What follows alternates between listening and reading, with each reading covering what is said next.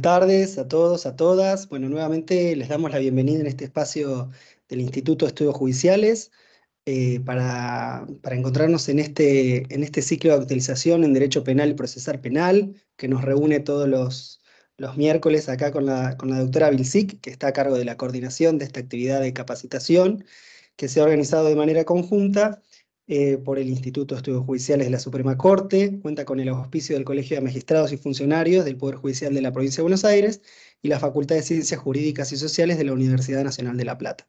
En momentos más vamos a iniciar. Hoy tenemos la compañía de la doctora María Florencia Budiño y el doctor Ricardo Maidana, integrantes del Tribunal de Casación Penal de la provincia. Así que bueno, en momentos más vamos a dar comienzo. Acá veo a la doctora Budiño, a quien le estoy habilitando su micrófono. Enseguida. Hola, buenas tardes para todos, de paso. No sé si Florencia hay. Florencia ya puede habilitar su micrófono y la vemos.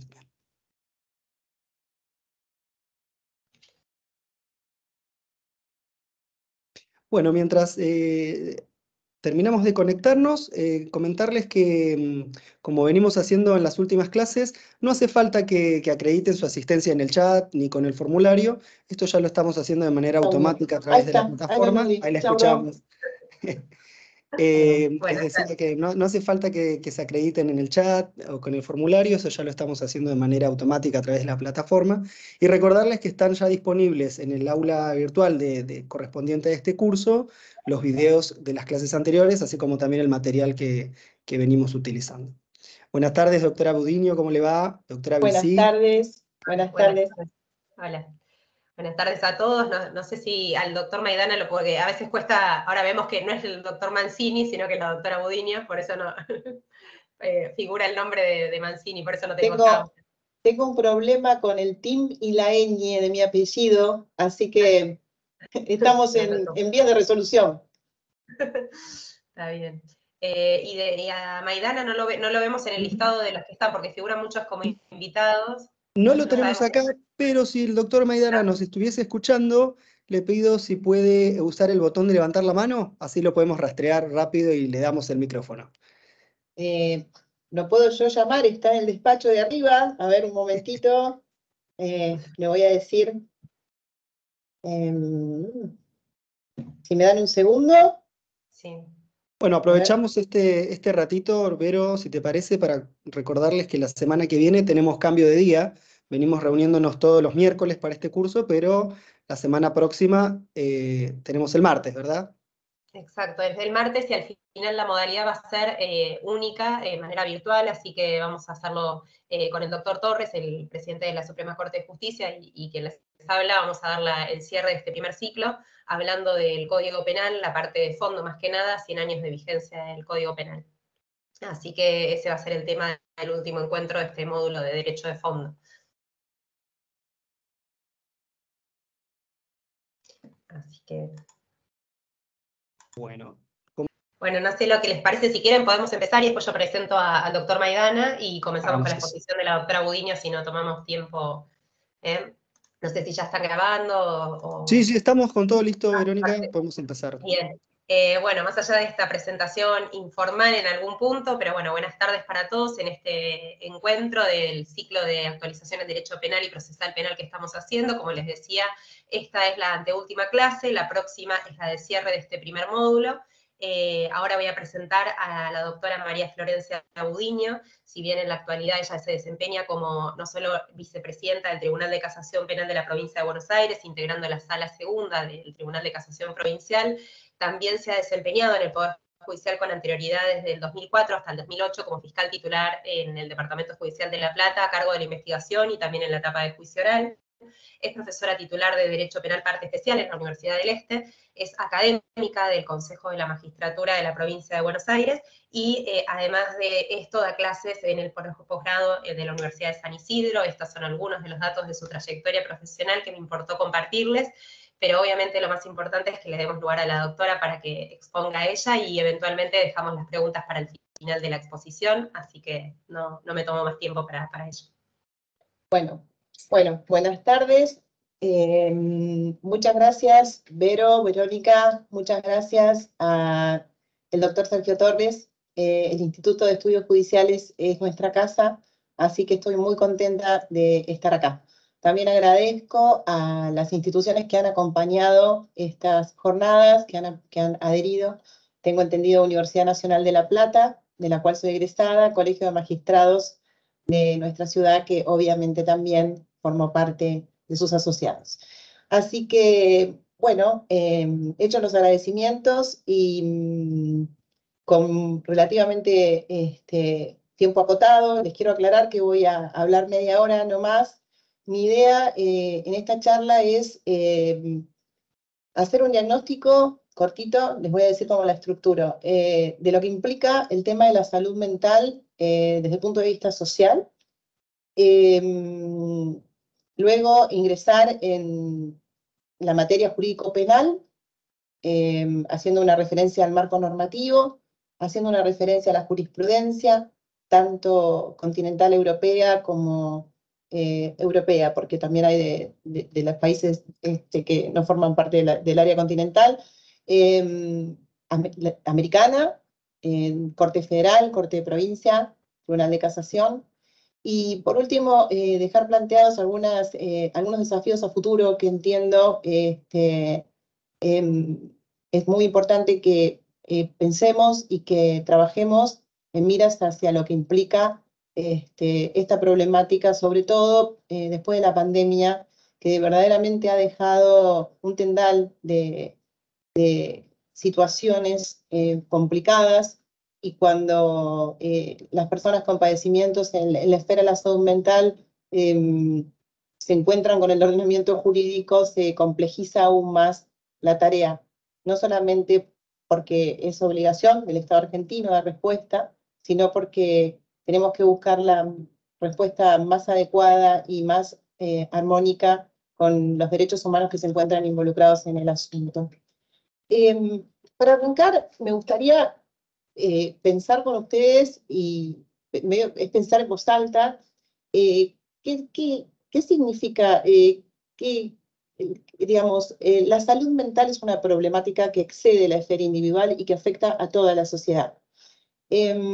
Para poder dimensionar la amplitud de este fenómeno, basta con mirar los datos emergentes del censo que se realizó en la Argentina por primera vez en la historia en el año 2018-2019, en cumplimiento de lo ordenado por el artículo 35 de la Ley Nacional de Salud Mental, la Ley 26.657, que disponía que dentro de los 180 días corridos de la sanción de la ley, la autoridad de aplicación debía realizar un censo en todos los centros de internación de salud mental del ámbito público y privado para relevar la situación de las personas internadas.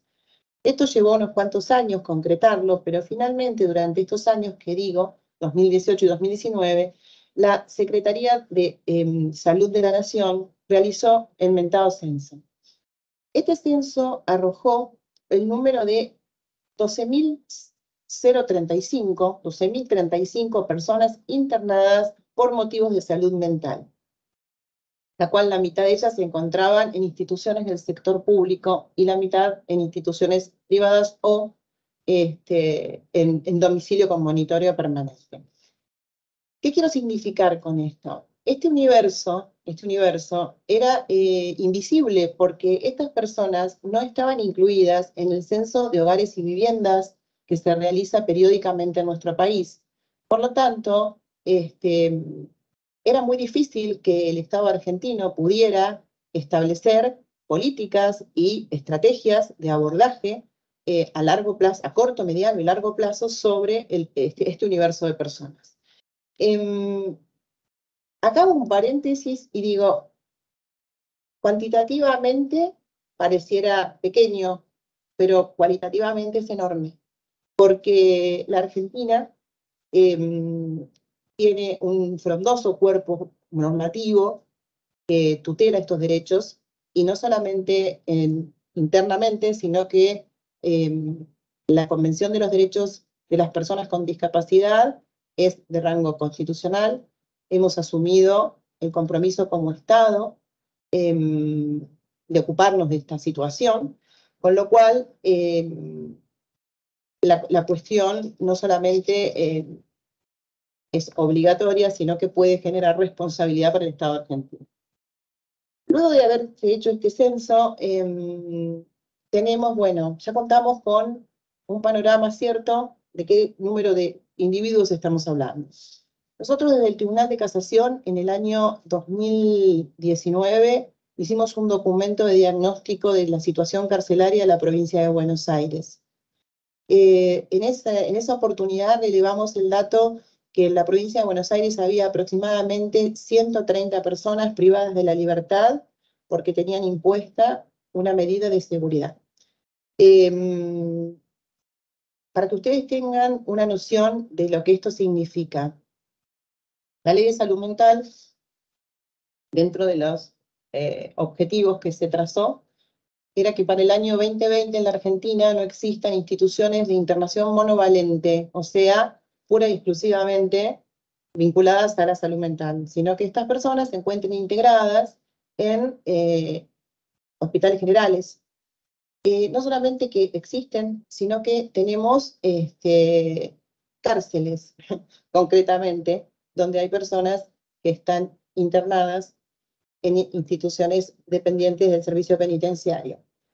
Esto nos da una pauta de que tenemos mucho que ajustar todavía en torno a los postulados que nos trazamos como objetivos al momento de legislar y de adaptar nuestra legislación interna a los estándares convencionales a los cuales nos comprometimos. Más allá de eso y de las críticas que pueda hacerse a la Ley de Salud Mental, lo cierto es que es trascendente cumplir con los compromisos asumidos de la manera más adecuada y más humana posible. Por eso dejo este dato que es como para pensar, ¿no? No solamente tenemos hospitales monovalentes, sino que tenemos cárceles psiquiátricas, ¿sí? ¿Qué pasa? Perdón, antes de introducirme, digamos, fuertemente en lo que es la medida de seguridad, me gustaría también hacer una reflexión en torno a si la respuesta que se le da a la problemática de salud mental cuando una de estas personas comete un injusto penal es una respuesta adecuada y ayornada a nuestros tiempos. Desde 1921, nuestro Código Penal tiene dos maneras de responder frente al injusto: la pena y la medida de seguridad. Por supuesto, de diferente naturaleza jurídica y con diferentes fines, cada una de ellas. Lo cierto es que esto tiene una raigambre histórica allá hace tiempo, cuando cárcel y manicomio nacieron un poco de la mano. El tema del diferente, el tema del disfuncional social, de algún modo se fue resolviendo de esta manera. Pero me parece que hoy por hoy nosotros debiéramos preguntarnos si cuando hablamos de salud mental e injusto penal, la respuesta que damos desde el ordenamiento jurídico y desde el Estado es la más adecuada. Esto no significa dejar librado a la buena de Dios a estas personas, porque claramente generan un montón de inconvenientes los postulados lindos que no se llenan de acciones concretas que puedan abordar el problema, pero lo cierto es que se lea como se lea y se le ponga el nombre que se le ponga, la medida de seguridad implica una fuerte coerción personal, es decir, es la privación de la libertad. Y hoy, en un mundo interconectado, moderno, donde la ciencia ha avanzado estrepitosamente en el marco de lo que es no solamente la medicina, la psiquiatría, la neurociencia, entiendo que podríamos empezar a pensar en algunas otras alternativas como respuesta, no a todos los casos, pero sí a un gran número de casos que ingresan casi por cliché en el artículo 34, inciso primero de nuestro Código Penal. Dicho esto, ¿de qué hablamos cuando hablamos de salud mental en materia penal? ¿Podemos hablar de imputado o tendríamos que hablar de paciente? Una pregunta, ¿no? Ustedes saben que las medidas de seguridad están reguladas en el artículo 34, inciso primero, párrafos 2 y 3 de nuestro Código Penal. Este remedio, por ponerle un término amable, o esta respuesta que da el sistema jurídico a la persona con incapacidad de culpabilidad que comete un injusto, debe respetar para su imposición un conjunto de derechos mínimos que fueron receptados constitucional y convencionalmente. Estas medidas de seguridad se aplican, en primer lugar, a personas con discapacidad, que es un grupo especialmente vulnerable y que está tutelado este grupo por diversos instrumentos. Por mencionar los de mayor relevancia, a mi criterio, la Convención de los Derechos de las Personas con Discapacidad, de jerarquía constitucional, a través del artículo 75, inciso 22, aprobada por ley 27.044, del 11 de diciembre de 2014.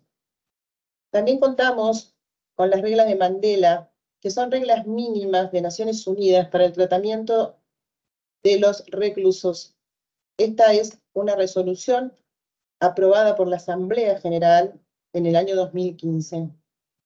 La regla 109 de las reglas de Mandela hace referencia específica a reclusos con discapacidades o enfermedades mentales. Téngase en cuenta que yo utilizo la terminología normativa. No me resulta el más cómodo el término recluso, pero estoy utilizando la terminología exacta de la regla 109 de la regla de Mandela. ¿Qué dice esta regla?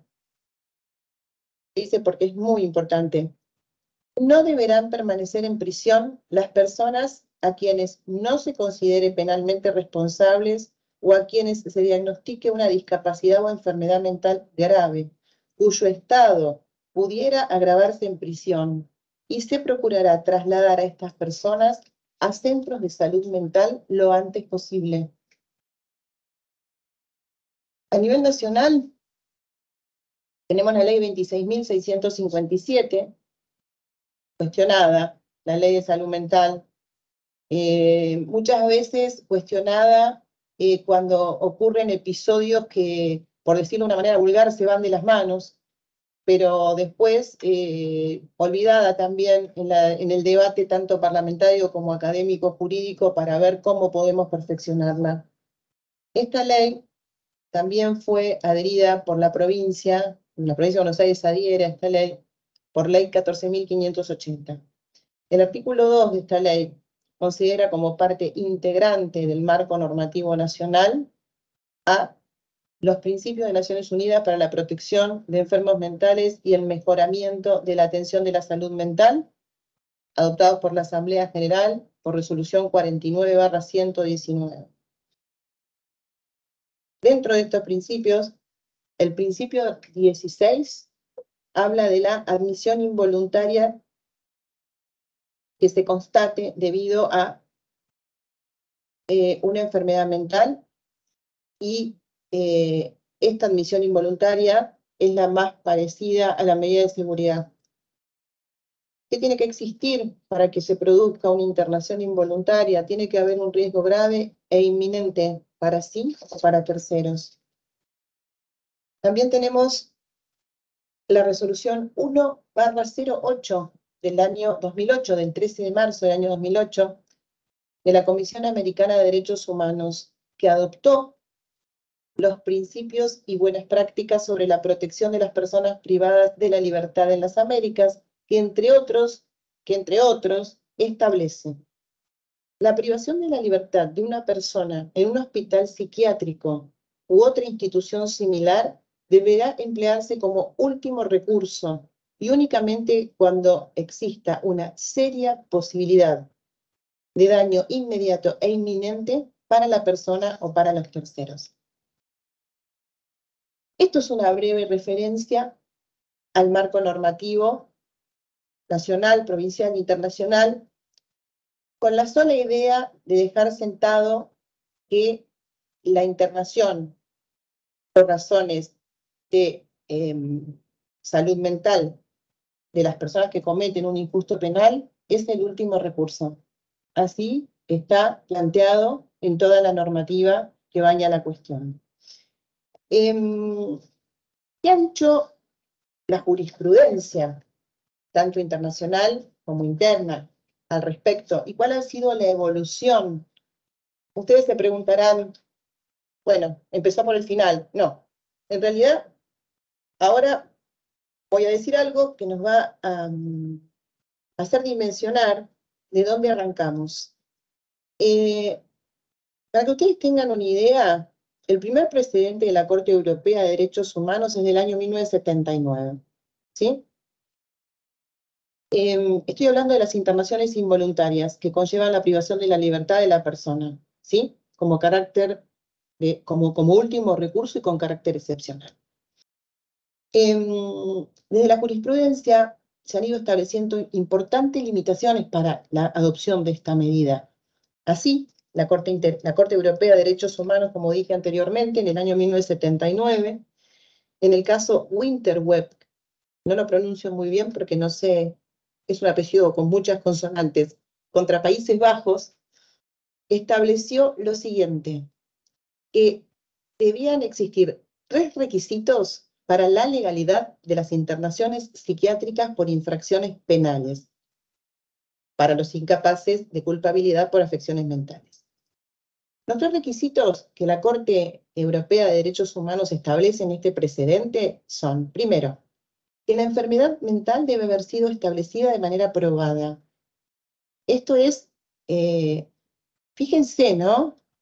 Que la enfermedad mental debe haber sido establecida de manera probada. Esto nos conduce claramente a dimensionar que había personas internadas bajo la esfera del derecho penal sin tener acreditada la enfermedad mental. Simplemente por una exteriorización de conducta, calculo yo, pero sinceramente me parece tan básico. Otro de los principios que establece la Corte es que el problema debe revestir un carácter o una amplitud legitimante de la internación forzosa. Es decir, tiene que realmente existir una entidad tal que amerite la privación de la libertad forzada. La tercera es que la internación no puede prolongarse válidamente sin la persistencia del problema.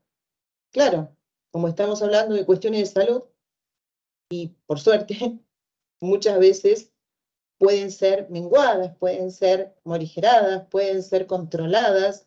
Entonces, el contralor, valga la redundancia, de el riesgo que implica esta persona en libertad, por decirlo de alguna manera, es uno de los requisitos que la Corte dice no puede prolongarse válidamente sin la persistencia del problema. O sea, el Acuerdo Europeo de Derechos Humanos arranca en el 79 con 3 principios que son hoy, pero digamos, ustedes dirán, obvio, bueno, no lo era tanto, porque así se expide el máximo Tribunal Europeo en materia de derechos humanos en ese año. Esta doctrina de la Corte tenía por fin proteger al individuo internado contra la arbitrariedad de los operadores del Estado, por supuesto, y fue receptada posteriormente en los casos X contra Reino Unido de 1981, Huberti contra Italia de 1984. Por su parte, la Corte Interamericana de Derechos Humanos se expide por primera vez en una temática vinculada a este asunto el 4 de julio del año 2006 en el caso Ximénez López y familiares versus Brasil.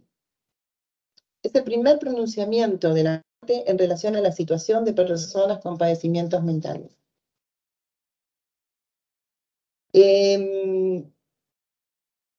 Este caso, que fue sometido a tratamiento de la Corte Interamericana, versaba sobre el asunto que vinculaba al señor Ximénez López, un muchacho que fue internado el 1 de octubre del 99 para recibir un tratamiento psiquiátrico en una casa de reposo de la localidad de Guararapes, era un centro de atención psiquiátrica privada que operaba dentro del marco del sistema de salud pública de Brasil, en el municipio de Sobral, del estado de Ceará. Jiménez López, que fue internado el 1 de octubre del 99, falleció el 4 de octubre del mismo año en esa casa, al final de 3 días de internación, a la cual había ingresado sin lesiones corporales. La víctima había desarrollado una discapacidad mental en su juventud de origen orgánico proveniente de alteraciones del funcionamiento de su cerebro y al momento del fallecimiento tenía 30 años. El Estado de Brasil, en este caso, hizo un reconocimiento parcial de la responsabilidad que fue receptado por la Corte por la muerte de Jiménez López, por la falta de previsión para superar las condiciones en las que ocurriera el incidente y por la precariedad del sistema de salud, y también por los malos tratos recibidos por el paciente. No obstante, la Corte consideró que debía abordar la violación de los derechos contenidos en el artículo 4 y 5 de la Convención, porque era la primera vez que se pronunciaba en relación a una persona con discapacidad mental. En este caso, obviamente, el Estado de Brasil fue condenado y la Corte hizo una serie de recomendaciones muy fuertes, dentro de las cuales destaco que si bien era un centro privado que estaba dentro del sistema de salud pública, se condenó al Estado, es decir, se lo hizo responsable al Estado también por lo acaecido en este centro de salud privada, y también se le indicó al Estado de Brasil el inicio de una investigación eficaz y certera sobre las responsabilidades de los diferentes agentes que tomaron cartas en el asunto, que esté destinada a, a encontrar a los culpables y que no sea una mera forma diplomática, para cumplir de manera aparente con los compromisos internacionales. Hay muchísima jurisprudencia después, por supuesto, de la Corte Interamericana y también del Tribunal Europeo de Derechos Humanos, pero hago referencia a los casos señuelos, los que abrieron el asunto. ¿Qué pasó acá en la Argentina con esta cuestión? La Corte Federal despide por primera vez en relación a un asunto vinculado a la arbitrariedad o al abuso en el tema de las internaciones por salud mental en el año 2008 en el precedente MRJ. Es una RMJ, es una persona a la que se le había impuesto inicialmente en el marco de una causa penal una internación por el delito de homicidio cuando él tenía 14 años. Y más allá de la posterior intervención de la justicia civil, lo cierto es que llevaba más de 23 años de restricción de la libertad como consecuencia de la aplicación originaria de una medida de seguridad de contenido jurídico penal, por haberse cometido un injusto de esa índole, ¿no? Y haberse declarado inimputable en los términos del 34 primero. ¿Qué pasó en este, pronunciamiento? Llega a la Corte Federal, en realidad, una cuestión de competencia. Estaban dirimiéndose la competencia entre lo civil y lo penal. Esta causa transcurre todos los estadios recursivos, llega a la Corte Federal se aboca a la cuestión de competencia, pero cuando advierte que esta persona llevaba 23 años internada y, nadie había planteado esta cuestión, la Corte Federal se aboca a el tratamiento de esta cuestión de manera oficiosa y dice, acá se han vulnerado el debido proceso legal, hay principios en juego que no podemos no ver, y establece una serie de postulados que resultan ser después guías rectoras para todo lo que implicó el avance jurisprudencial en la materia. Concretamente, la Corte, considerando 14 del fallo, creo, si no me confundo, determinó que se habían violado los principios de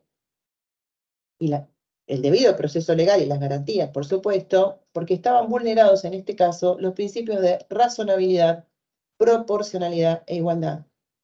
Concretamente, el principio de razonabilidad tiene que ver con la respuesta adecuada a la problemática y esta extensión temporal. La proporcionalidad y la igualdad, podríamos decir, una persona que comete un injusto penal sin capacidad de culpabilidad permanece más tiempo bajo encierro dentro de la órbita penal que la persona con capacidad de culpabilidad. Y esto abrió un gran camino, que es donde hoy nos encontramos ya con mucho avance, que es en la necesidad de poner tiempo a la medida de seguridad. Acá hay una gran discusión doctrinaria y jurisprudencial también en el ámbito, digamos, de los operadores jurídicos, porque algunos entienden que mesurarla a la medida de seguridad es desnaturalizarla, y otros entienden que de algún modo, si bien tienen diferentes fines la pena y la medida de seguridad, no, es intolerable que la persona con incapacidad de culpabilidad reciba mayor tiempo bajo la órbita, resida o esté mayor tiempo dentro de la órbita penal que la persona con capacidad de culpabilidad. Esto a partir del presidente RMJ sobre Insania, terminología vieja, Insania también, ahora hablamos de juicio de capacidad, ya no de Insania.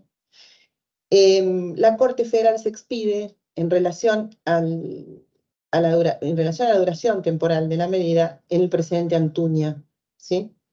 Este precedente Antuña de la Corte Federal, que es posterior, por supuesto, a RMJ, en este caso llega a la Corte Federal un planteo de inconstitucionalidad de la provincia de Neuquén.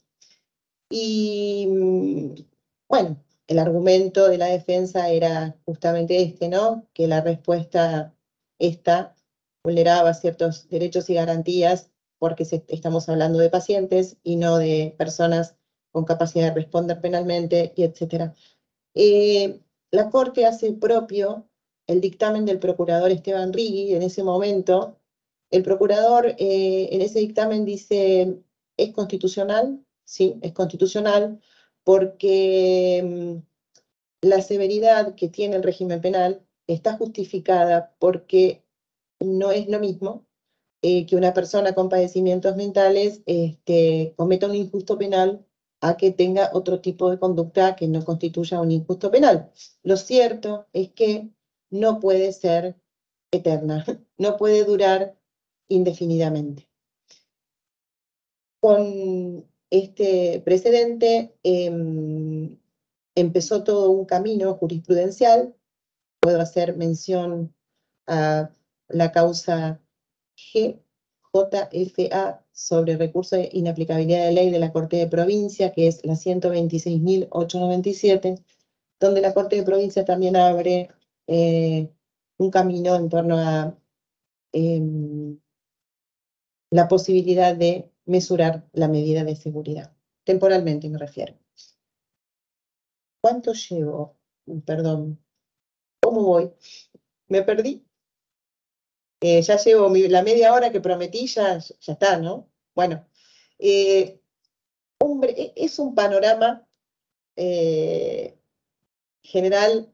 Yo quisiera decir algunas cosas que son ideas para que queden, ya metiéndome más en lo que es la práctica, en lo que es lo diario, con lo que nosotros nos topamos todos los días. Nuestro Código Procesal Penal establece en el artículo 1 que para la imposición de una medida de seguridad deben seguirse las reglas del juicio oral, ¿sí? Textualmente, el Código dice, debate, creo que dice el Código, pero quiero decirlo con exactitud.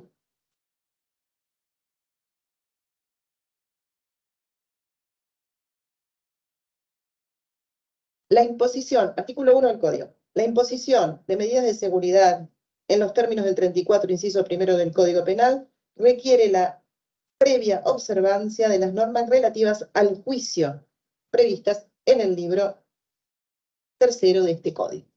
Esto es un tema que genera mucha discusión y concretamente es en nuestro terreno si la medida de seguridad la puede imponer el juez de garantías, si es necesario transitar esa etapa intermedia y llegar a la etapa de debate oral y hacer un juicio. ¿Qué pasa cuando esta persona no puede estar en juicio, no tiene la posibilidad, la capacidad de estar en juicio? ¿Quién la representa? Muchos interrogantes.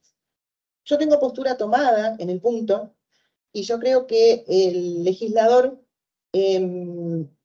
ha cometido un error quizá terminológico, y esto no implica una interpretación de la ley que sea una invasión en el terreno legislativo, pero lo que yo creo que el legislador ha querido dejar plasmado en el último párrafo del artículo 1 del Código en relación a qué mecanismo procesal es el indicado para la imposición de la medida de seguridad, es que se litigue, ¿sí? ¿Qué quiere decir esto? Esto quiere decir que si desde el inicio se cuentan con todos los elementos, un hecho flagrante, un hecho que ha sido filmado por cámaras de seguridad, la persona desde el inicio está acreditado que padece una enfermedad mental, una discapacidad que le impide comprender la criminalidad del acto, no tenemos por qué, entiendo yo, esperar para el dictado de la medida de seguridad. Creo que la puede dictar el juez de garantías en una audiencia donde las partes litiguen sus posiciones, donde se pueda acompañar la prueba pericial pertinente, donde se pueda también acercar las posibilidades que hay de cumplimiento de esta medida de seguridad. Otro gran capítulo, porque nosotros decimos medida de seguridad y nos imaginamos Melchor Romero, y no, medida de seguridad puede ser en domicilio monitoreado, hay gente que tiene prepaga, obra social, el certificado único de discapacidad le da a la persona una obra social, esto puede implicar una internación también en un ámbito privado, es decir, el lugar de cumplimiento de la medida de seguridad no la desnaturaliza como tal, ¿sí? Esto también es importante, porque nosotros venimos con el cassette histórico de la medida de seguridad es en la unidad carcelaria psiquiátrica, y esto no es así.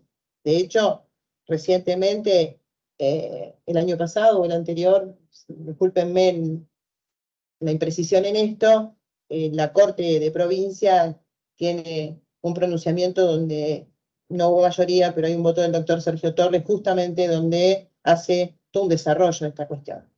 ¿Qué quiero decir con esto? El juez de garantías puede, desde mi punto de vista, porque implica resolver lo más rápido posible, esto implica resolverlo de la mejor manera posible, si contamos con todos los elementos, por supuesto, porque la internación provisional del 168 también es dejar a esta persona en una situación de incertidumbre que muchas veces no nos permite abarcar la problemática con todos los recursos de inicio, ¿sí? Ese es un tema. Muchos más, dejo abierta la posibilidad a que me pregunten o a nuevos encuentros. Ya son las 15:49, estoy viendo acá en la pantalla.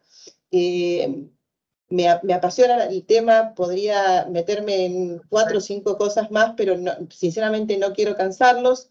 Y sí dejo planteado para todos la necesidad de capacitación en esta materia, porque es un tema muchas veces poco convocante, no sé, no es dogmática pura, no es lo que a los penalistas más nos han, digamos, no es en lo que más nos hemos embarcado del grado esto, ¿no? Y sin embargo, tenemos mucho para hacer. Y podríamos también, si nos capacitamos y hacemos coordinación y trabajamos en conjunto con con el fuero de familia, podríamos también destrabar cuestiones con antelación y evitar vulneraciones que al día de hoy se siguen dando. La Corte, obviamente, como ustedes todos sabrán, hizo un protocolo de actuación claro para, digamos, cómo debe ser el paso del sistema penal al sistema civil, una vez vencido el término cronológico de la medida de seguridad. También tenemos en la ley de ejecución y en nuestro Código Penal, en lo que refiere al cese de la medida de seguridad, otro acápite muy grande sobre el que podríamos conversar, que tiene que ver con la obligación de controles periódicos, con lo cual el tope máximo de medida de seguridad es un tope máximo, pero nada impide que si con antelación al vencimiento de ese tope máximo los dictámenes médicos nos dieran la posibilidad de una alternativa mejor y menos interventora del sujeto, podríamos también resolver los temas en la etapa de ejecución. Bueno, para cerrar, a mí me gusta, como dije al principio, es un universo cualitativamente pequeño, pero humanitariamente muy grande, en el que tenemos que trabajar todos porque esta problemática no afecta solamente al sujeto, afecta a la familia, afecta al núcleo social, afecta a la sociedad toda. Y hay una frase de Santa María Teresa de Calcuta, o Santa Teresa de Calcuta, la madre, que a mí me gusta mucho, y que dice, a veces pensamos que lo que hacemos es una gota en el océano, pero sin esa gota el océano estaría incompleto. Así que con esa idea, y espero haberle transmitido un poco de mi entusiasmo en el punto, y haber dejado la semillita como para nuevos encuentros y abierta la posibilidad, por supuesto, desde este tribunal para organizar y debatir todo lo relativo a esta cuestión. Nada más. Bueno, muchísimas gracias, doctora Budinio, Florencia, en mi caso, por los años que nos conocemos, pero realmente... pero bueno, tenía el micrófono bloqueado y cuando te decía el tiempo que íbamos, pero estabas bien con el tiempo, así que había una pregunta que en cierta forma está vinculada con, yo para antes de darle la palabra al doctor Maidana y por ahí cerrar, que por lo menos creo que aparecieron solo 2 referencias al artículo 168 del Código Procesal Penal de la provincia. Sí. Una tenía que ver cuando pasa familia, no sé si la han llegado a ver, y la otra dice, el Código Procesal Penal en este artículo brinda las herramientas al juez de garantías para dictar una internación provisoria previo a acreditación por equipo interdisciplinario de patología psiquiátrica. Es un tema súper interesante para todos los que ocupamos la etapa de instrucción. Y más o menos me parece que ya están respondidas, sí, con lo que medio adelanté desprolijamente al final, porque es mucho. Sí. Pero bueno, sí.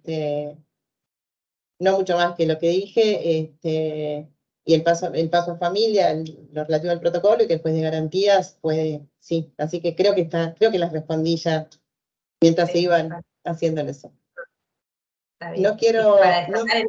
el trabajo también que hizo el Tribunal de Casación en 2019, antes de la pandemia, por ahí quedó en el medio una pandemia, lamentablemente, pero en octubre, cuando presentaron el informe de la Suprema Corte de Justicia sobre las condiciones de alojamiento carcelario en la provincia, también era un tema que se reflejaba en ese informe, y bueno. Sí, lo que pasa es que, les voy a ser honesta, le prometí a mi colega ser respetuosa con el tiempo, tiene otros compromisos, y ya siento que estoy invadiendo su terreno, entonces... No dije nada de nuestro documento, por eso dejo abierta la posibilidad de nuevos encuentros. Pero sí, fue un tema que abordamos con muchísimo cuidado y responsabilidad porque fue uno de los ejes centrales de nuestro relevamiento.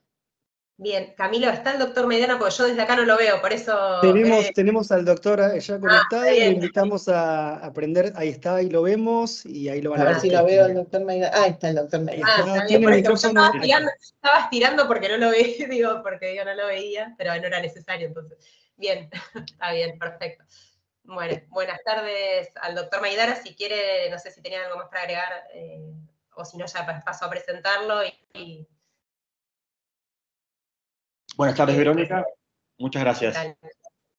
Bueno, para no tomar más tiempo, si quieren, así le efectúo la presentación del actual presidente del Tribunal de Casación de la Provincia de Buenos Aires. Él es actualmente juez de casación, pero con una vasta trayectoria dentro del Poder Judicial de la Provincia de Buenos Aires. Es también profesor titular de Derecho Constitucional Argentino en la Universidad Nacional de Lomas de Zamora, especialista en Derecho Penal por la Universidad Austral, académico del Consejo de la Magistratura, no solo de la provincia de Buenos Aires, sino también de la provincia de Chubut, profesor de posgrado de UNA, y bueno, obviamente es la persona que va a estar a cargo de la exposición que nos queda en este anteúltimo encuentro de este primer ciclo y de este primer módulo del ciclo. Así que le voy a otorgar la palabra y las preguntas eventualmente las dejamos para el cierre de la presentación. Bueno, muchas gracias por la presentación, doctora Vilchik. Gracias por por estar en este lugar. La conexión es del Poder Judicial, así que se corta un poquito, no es tan buena la calidad. Gracias a la Corte también por este espacio, por esta oportunidad. Y el tema que nos convoca de las medidas de seguridad, yo quería hacer un enfoque constitucional, pero más que nada sin dar respuestas, sino más que nada para plantear interrogantes. El tema es muy extenso, creo que amerita un seminario o hasta una materia expresa por todas las cuestiones que implican y todo lo que supone la aplicación de una medida de seguridad. Pero creo que hay una discusión previa que es lo que da legitimidad, de algún modo, al tema y a las respuestas. Ya hace algunos años, afortunadamente, desde la reforma del año 1994 y todavía antes, el derecho deja de ser visto como solamente la norma o solamente la ley. De hecho, si nosotros vamos a los modelos del sistema judicial, vemos dos modelos claros, un modelo europeo y un modelo americano. En el modelo europeo, un poco el juez es una especie de la boca de la ley, como en el antiguo régimen. El juez es una especie de autómata que se limita a aplicar la ley, y en el caso, como si fuera una operación matemática. Y otra actividad propia del sistema americano, donde el juez no solo toma la ley, sino, y sobre todo, toma la Constitución, las otras normas que están por encima de la ley, y la actividad del juez, la actividad del intérprete, pasa a ser creativa y no solamente de simple repetición de lo que dice la ley. Este debate, aun cuando parezca algo tan básico, todavía lo vemos entre los operadores, y muchas veces desde la propia justicia, la única fundamentación de una decisión es lo que la ley dice, porque la ley dice y soy esclavo de la ley.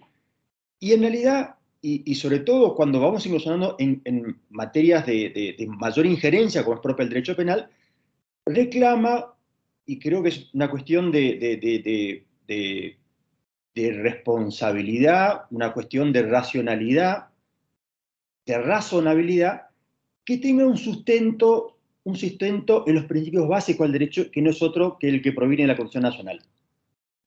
En el proceso penal sobre esto se ha avanzado mucho.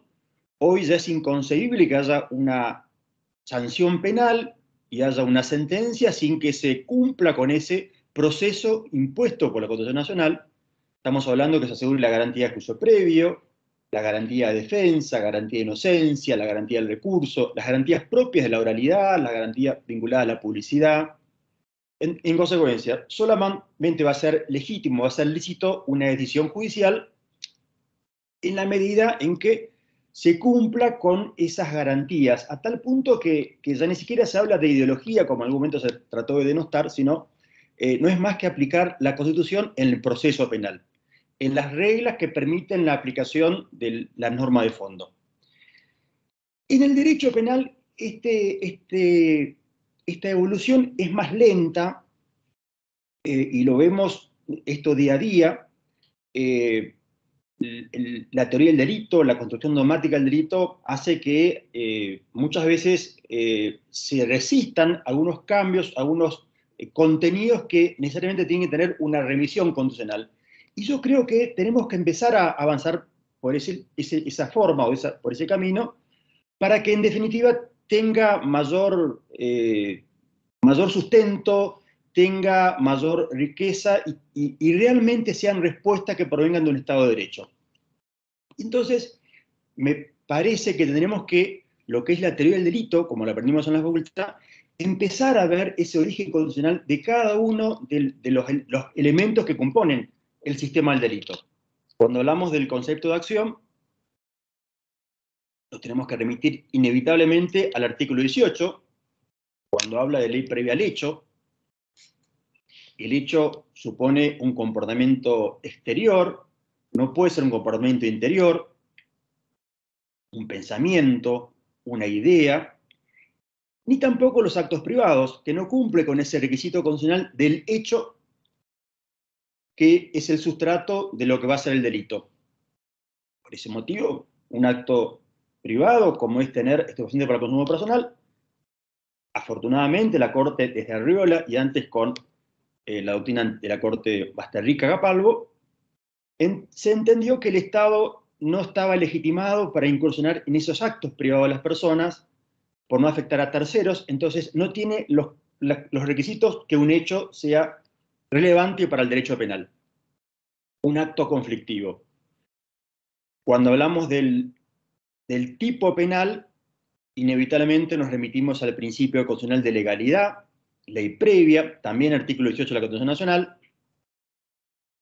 con todas las consecuencias, prohibición de la ley penal prejudicial en forma retroactiva, la necesidad que el tipo contenga la acción y sea entendible, sea estricta la conducta que se describe, con todas las consecuencias también para todos los tipos penales que puedan tener, que encontramos al límite, muchos temas para trabajar en el derecho penal, en los delitos sexuales, término pareja en la figura del artículo 80, inciso 1, entre otras cuestiones.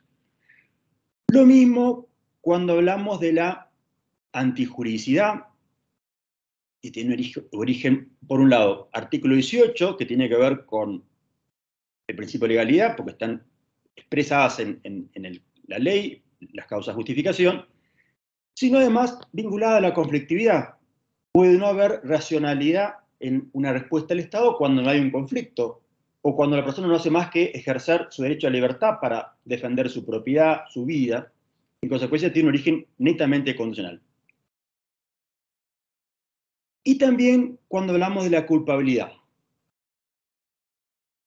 La culpabilidad tiene su origen también en el artículo 18, cuando se reclaman componentes subjetivos del hecho, cuando se habla de un hecho.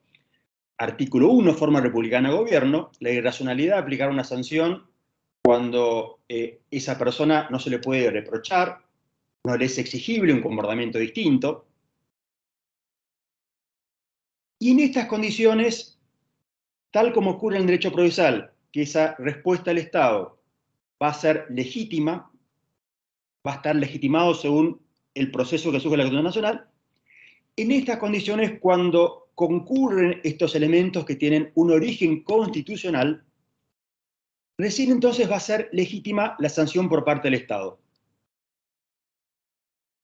Y acá nos vamos aproximando al tema, y que es un poco para remover y dar otra mirada a la constitucionalidad de las medidas de seguridad. Y se trata de ver cómo se puede justificar la facultad estatal para sancionar, y concretamente con medidas de seguridad que son sanciones tan incisivas que sin embargo ocupó a la ciencia penal, tal como lo decía la doctora Budiño, mucho menos trabajo, mucho menos esfuerzo que cuando se trató de la justificación de la pena. Y por ende está pendiente, y celebro que el tema se traiga en este seminario, un desarrollo teórico autónomo que sea compatible con la teoría de la pena que hoy en medida de seguridad no existe.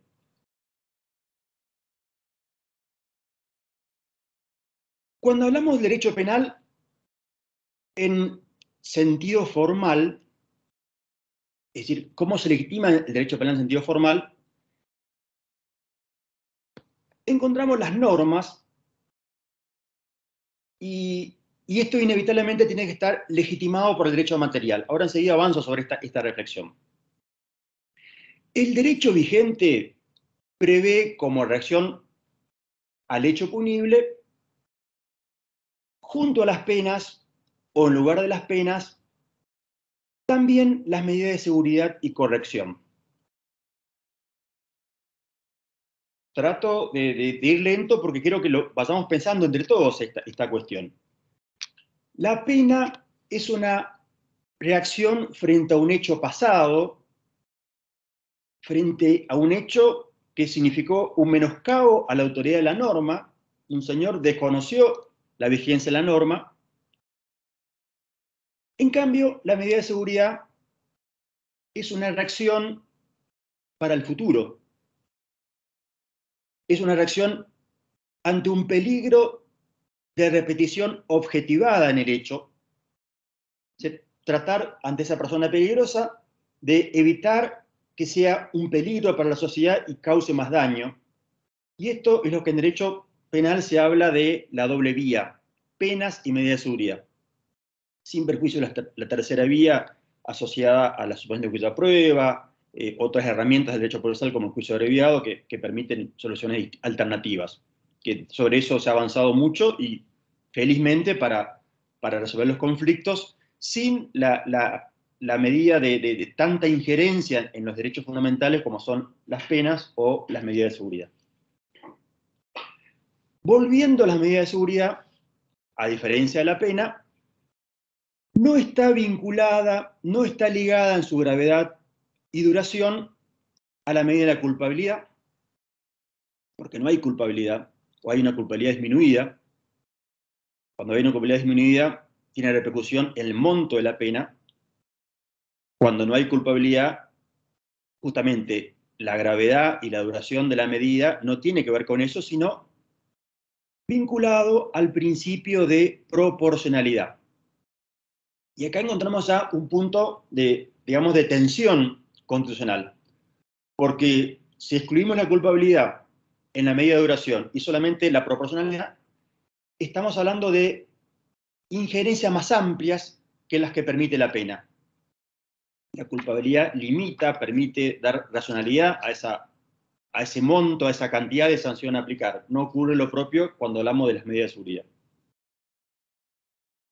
Y entonces empezamos, y esto es solamente quiero hacer un ensayo de aproximación a la complejidad del tema, es si puede haber medidas de seguridad sin imputación subjetiva.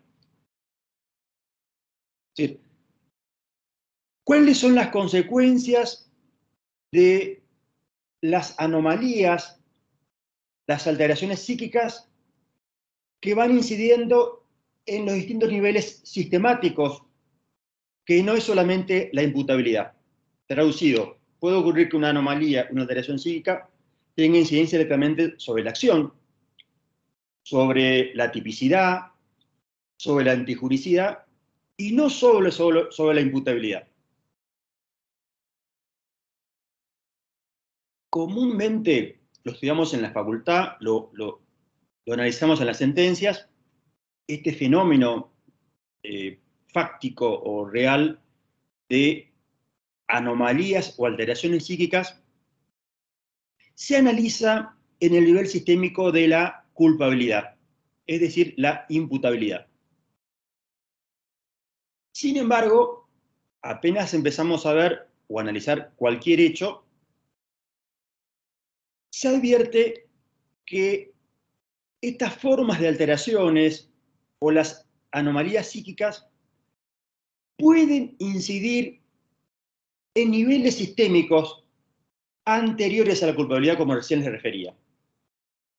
Y en esto hay un consenso también que puede afectar esa alteración psíquica, la anomalía psíquica, a la acción, a la tipicidad o antijuricidad.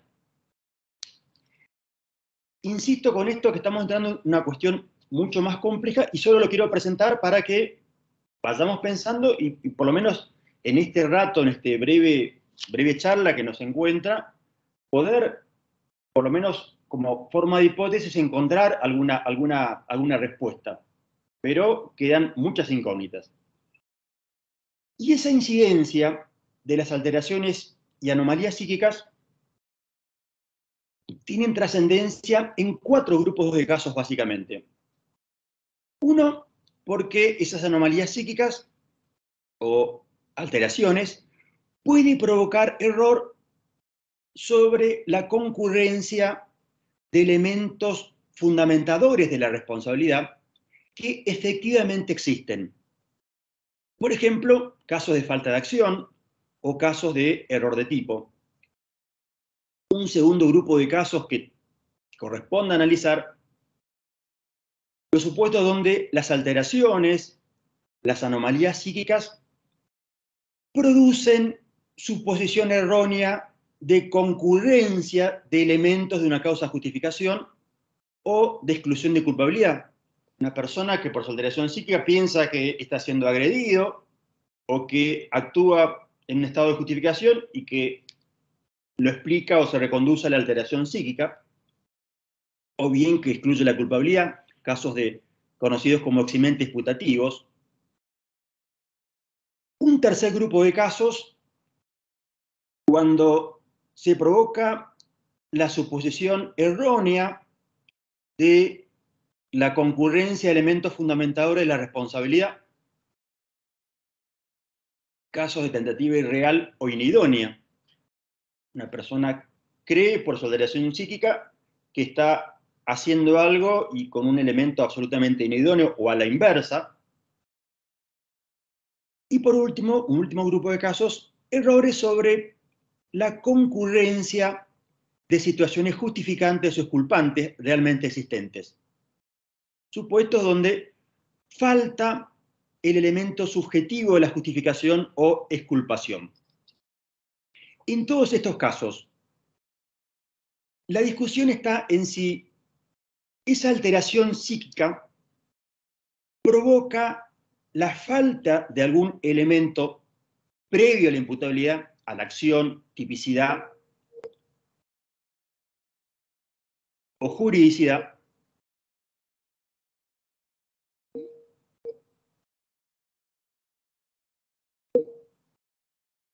se cortó un ratito. Verónica, se cortó, ¿no? No, pero se Volvemos. te escuchaba, había como... Yo no tenía micrófono para explicar. Entonces, decía, ¿qué pasa si por alteración psíquica falta algún elemento previo a la imputabilidad? En este plano que estamos presentando, ¿es legítimo imponer una medida de seguridad? Un enajenado que cree golpear a un animal y en realidad es un hombre. Vamos a encontrar que falta el tipo subjetivo y la antijuridad subjetiva del hecho. Y acá encontramos un conflicto. Por un lado, nos encontramos con la necesidad político-criminal de imposición de medidas, traducido, el sistema, la sociedad va a reclamar que se aplique una medida de seguridad, pero encontramos serias dificultades dogmáticas o incluso legales para fundamentar la imposición desde esto, una perspectiva técnica, jurídica, desde el Estado de Derecho. ¿Estamos hasta acá? ¿Me van siguiendo? Sí. No tengo ningún retorno. Sí, perfecto, no, yo soy me activo el micrófono y me lo desactivo, pero perfecto. Bueno, avisame porque en este momento no veo a nadie en mi pantalla. ¿A nadie? No, está perfecto. Por ahora no ha aparecido ninguna pregunta, igual eventualmente cualquier cosa te la transmito después al cierre, Bueno, así no. Por favor, Vero, así no se podemos seguir. Entonces, el dilema está en casos donde, desde un punto de vista técnico, desde un punto de vista social, es necesaria, o político-criminal, la imposición de medidas, pero no encontramos justificación desde lo dogmático, hasta incluso límites legales para fundamentar esa imposición. Y algo básico, que proviene, esto, insisto, de una interpretación que proviene de la Constitución Nacional. Para imponer una sanción se requiere la comisión de un delito, o del injusto, mejor dicho, es decir, un hecho objetivo y subjetivo, típico y no justificado. Porque este hecho es lo que demuestra la peligrosidad, y eso es lo que permite sustentar la medida de seguridad. Esto lo permite el juicio de pronóstico de peligrosidad sobre el sujeto. ¿Qué significa esto? Evaluar con los psicólogos, con los psiquiatras, con los informes correspondientes, la probabilidad de cometer hechos antijurídicos en el futuro. Caso del enajenado que confunde un animal con una persona. la medida de seguridad puede ser satisfactoria desde el punto de vista político-criminal. Es conveniente que la persona tenga un tratamiento, es conveniente alejarlo de la sociedad para evitar futuras lesiones a bienes jurídicos. Sin embargo, encontramos una carencia dogmática, una carencia de sustento desde lo que estamos viendo, por la falta de un elemento subjetivo que lo sustente. Entonces, tenemos este dilema. ¿Dónde nos ponemos como Estado? O nos mantenemos fieles a un Estado de Derecho y este paradigma dogmático, que muchas veces puede ser inconveniente de la perspectiva político-criminal. La sociedad no lo va a entender. Una persona que mata a un señor que está frente al Malva y que empieza a golpear a un policía y lo apuñala. Entonces, ante esa aparente y irreductible contradicción, nos encontramos para pensarlos del derecho penal. Muchos proponen una reforma legislativa, pero sin embargo, esto no, lo que recién decía cuando empezamos este encuentro, la ley es algo formal, la ley no es garantía de un fundamento material, y concretamente esto compromete el principio de legalidad y principios materiales que fundamentan la intervención del derecho penal. Si no hay conducta, no estamos en el artículo 18. Una persona que no conoce la ley, no estamos respetando el principio de legalidad. Entonces, un desafío en el que hay que trabajar es cómo efectuar esa construcción, esa argumentación dogmática que otorgue una solución que resulte a la vez acorde a un Estado de Derecho, que la decisión tenga sustento en los principios del derecho penal que surge de la Constitución Nacional y que a la vez sea satisfactorio de la óptica política criminal. O sea, la sociedad y esta necesidad de protección tenga también su respuesta. Y acá, creo que el tema, vuelvo con esto, puede ocurrir que haya anomalía psíquica y error, casos que la persona por su enfermedad o por su trastorno psíquico, incluida la madurez, vea su capacidad de percepción de la realidad atenuada, disminuida. Por ejemplo, porque ignora las leyes causales, ignora en definitiva el sentido último de lo que hace, lo que se conoce como error de tipo vencible o invencible. Un ejemplo, una persona habitual entre la clientela del derecho penal en la provincia de Buenos Aires, con una capacidad intelectual no plena o menor, que a su vez tiene problemas de adicción, suministra droga a otra persona menor de edad que consume y muere. Desde el Estado de Derecho es un supuesto de alteración mental que imposibilita incluso establecer que haya imprudencia. Es decir, la medida de seguridad en este caso no parece tener sustento normativo material. Lo decisivo es si, ante la presencia de la antijuría subjetiva, objetiva y subjetiva, solamente en ese caso se puede imponer medida de seguridad. Insisto, para que la respuesta sea racional. En estos casos están excluidos los casos de enfermedades mentales, casos de oligofrenias, sin perjuicio de un análisis en cada caso particular. Los términos de discusión están en si el error de tipo se basa en alteración psíquica, entonces sí procede la medida de seguridad ante esa alteración psíquica para evitar que en el futuro se produzca esa alteración psíquica que genere la lesión. En caso contrario, no procede la medida de seguridad. Si esa persona obró en error de tipo por su deficiente y en consecuencia es posible pronosticar futuras nuevas lesiones, no puede renunciarse al dolo, insisto, sin sacrificar principios elementales del derecho. En consecuencia, el juez no debe intervenir. En esta problemática que, como ven, es bastante compleja y es casuística, pero el análisis supone, insisto, ante el injusto la medida de seguridad, ante la falta de injusto no corresponde la intervención como sanción.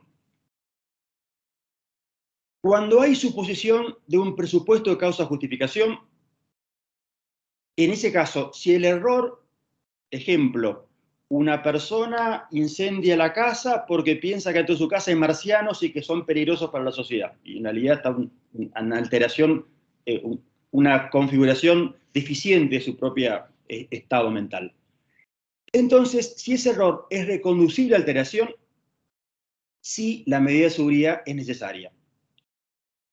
Si se producen supuestos de anomalías psíquicas y error de inversión, por ejemplo, una persona confunde los troncos con personas, en ese caso no parece necesaria la medida de seguridad porque se trata de una anomalía psíquica y un error solamente de percepción.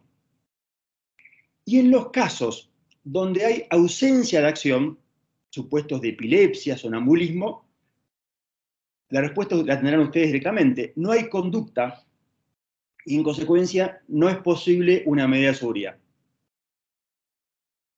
Un poco para no abrumarlos con lo casuístico y la cantidad de aspectos que puede tener esta cuestión, tenemos que ver cuáles son los términos del problema en las medidas de seguridad. Si se trata de delitos dolosos, reclama que haya tipo objetivo y subjetivo, y eso autoriza la medida de seguridad. El presupuesto es que haya un pronóstico de lesión de bienes jurídicos y justamente la peligrosidad.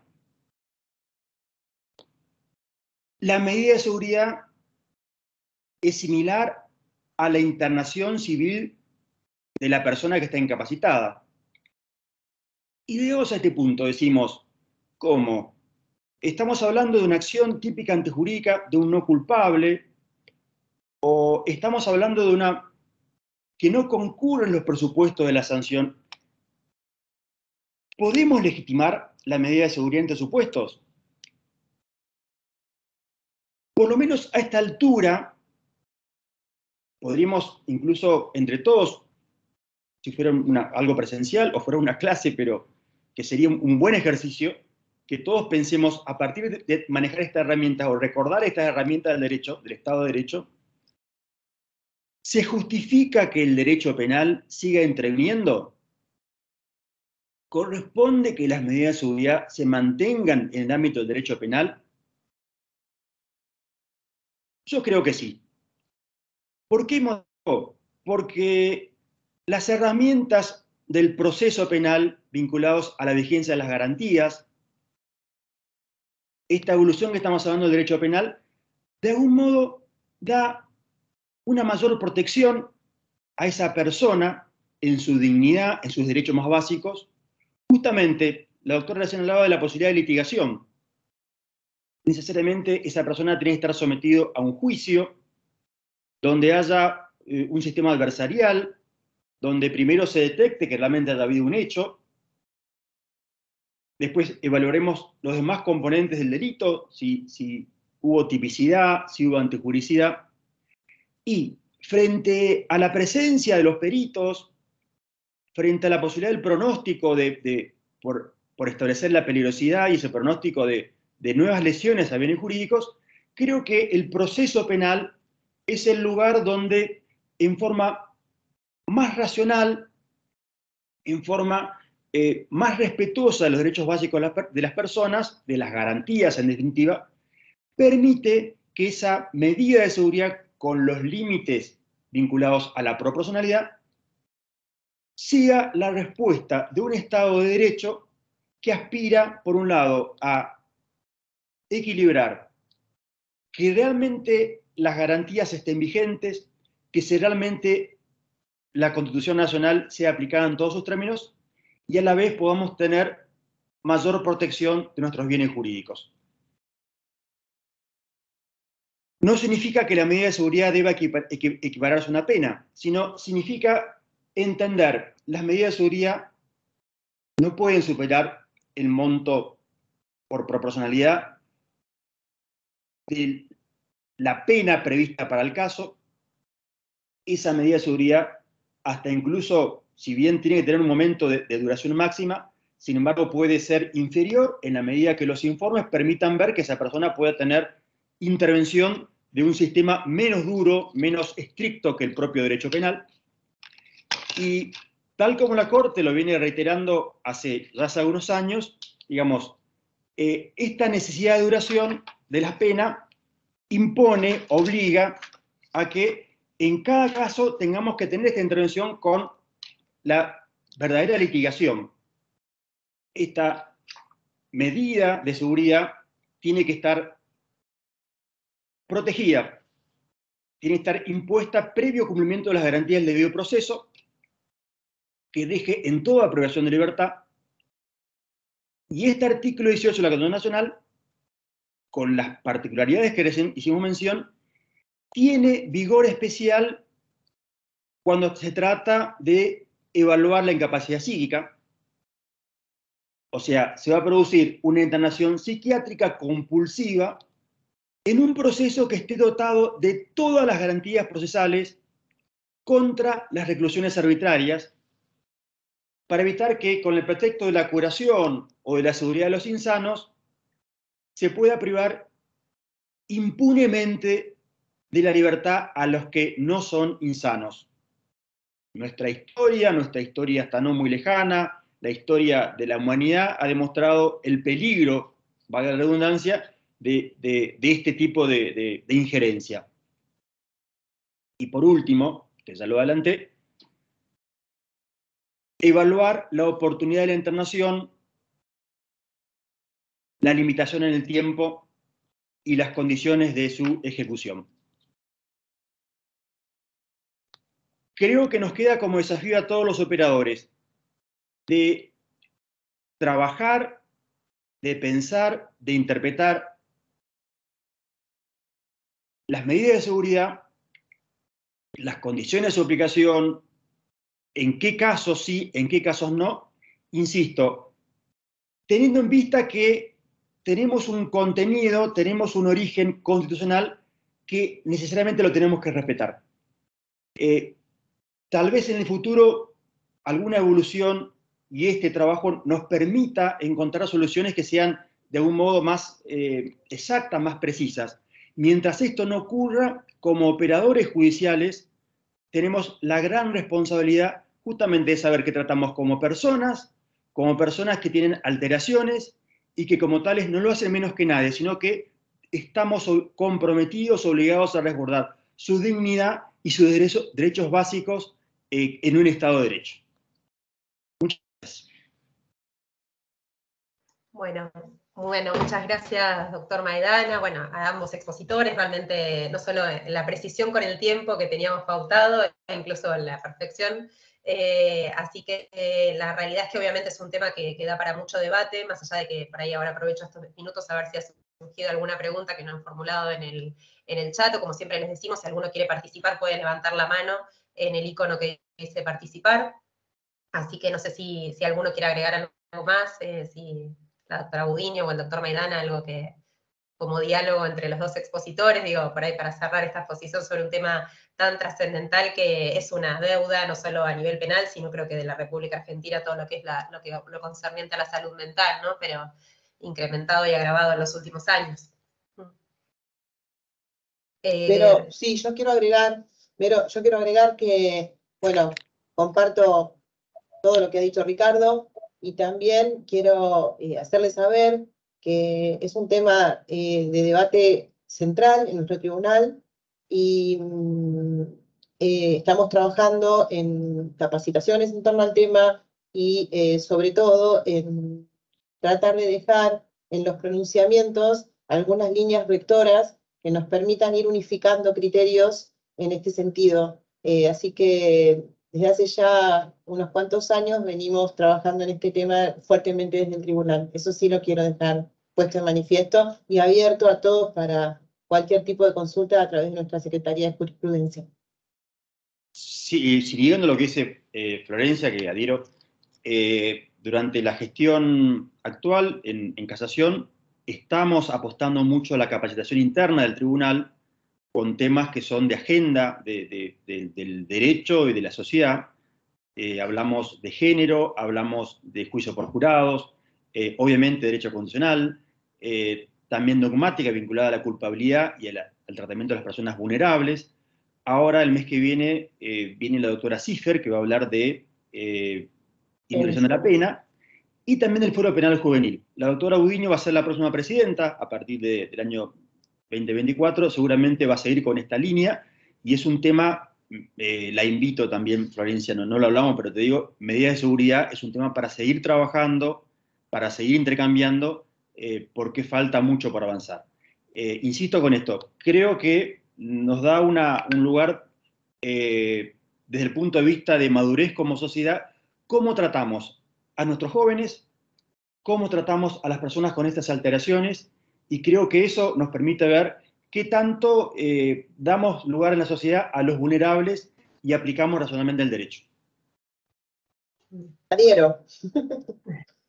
Bien, bueno, espectacular. Bueno, doy fe de las capacitaciones internas del Tribunal de Casación Penal, así que... Verónica va a todas, eso me consta. Pero, persona externa, pero... La mejor alumna, la mejor alumna. Se sienta al primer banco y pregunta, siempre pregunta, Siempre. muy bien, está muy bien. Pero bueno, espero el martes que viene que me toca con el doctor Torres, me va a arreglar la réplica, espero que sea atenuada, pero bueno, es más allá de obviamente invitarlos también a los espacios de capacitación, que también sé que cuenta con el apoyo del Instituto de Estudios Judiciales, así que es todo dentro de la misma casa, aunque sea organizado por ustedes. Pero obviamente en lo personal me consta, he tenido causas que yo desde mi comienzo trabajando en la Defensoría Oficial de Instancia, creo que hasta cosas que uno no imagina, ¿no? Pero la pensión con respecto a las personas con alguna, que reciben pensiones y los aprovechamientos intrafamiliares que puede haber por materias económicas, que la conveniencia de que una persona siga institucionalizada, hay muchas cosas, creo que es la rama del derecho que más toca la necesidad de interdisciplinariedad. No lo podemos resolver solo desde lo dogmático, desde lo jurídico. Me encantó también el enfoque bien dogmático, creo que tiene vinculación también, podríamos hacer una unión desde lo que comenzamos a hablar con el doctor Rafecas, de una clase bien dogmática, aquella del primer encuentro, y esta podemos vincular claramente, no solo pensar las medidas de seguridad desde lo estrictamente procesal, ¿no? O está la vinculación constitucional y bien dogmática, ¿no? También de cómo resolvemos desde la teoría del delito algunos casos.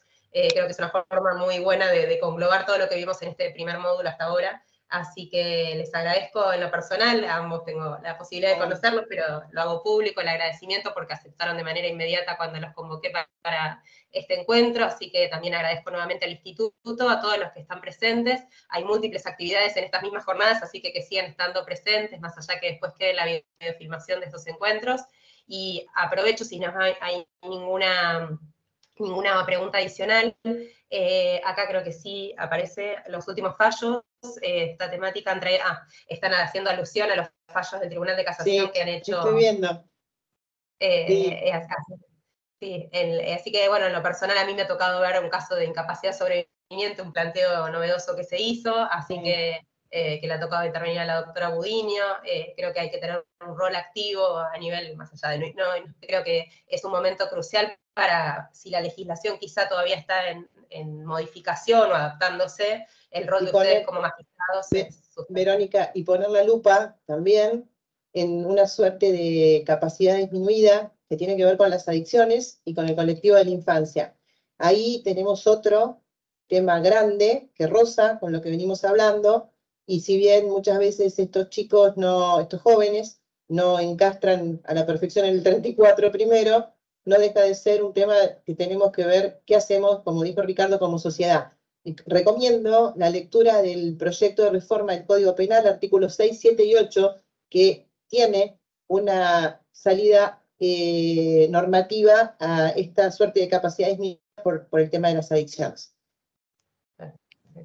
Bueno, bárbaro. Así que bueno, les agradezco nuevamente, creo que todos tienen que volver a sus actividades, o al menos si no retirarse ustedes del espacio de trabajo, que todavía siguen ahí. No, todavía nos queda mucho. Todavía les queda, porque sé que la jornada no termina a las 14. Así que bueno, les agradezco a todos, les reitero que sí, la aclaración que hicimos por cuestiones de agenda, no va a ser el encuentro el día miércoles, la semana que viene vamos a estar con el doctor Torres, cerrando esta parte, abocándonos a la parte especial, haciendo un análisis de los 100 años de vigencia del Código Penal, particularmente de la parte especial. Así que los esperamos, recuerden, martes 29 de agosto, Día del Abogado, quizá como referencia, y va a ser todo virtual, así que nos hemos dado cuenta que funciona este sistema, así que claramente vamos a continuar con esta modalidad, y los esperamos, y agradezco nuevamente a ambos expositores por estas excelentes exposiciones, valga la redundancia. Muchas gracias. Muchas gracias a todos. Gracias. Adiós. Adiós. Hasta luego. Adiós.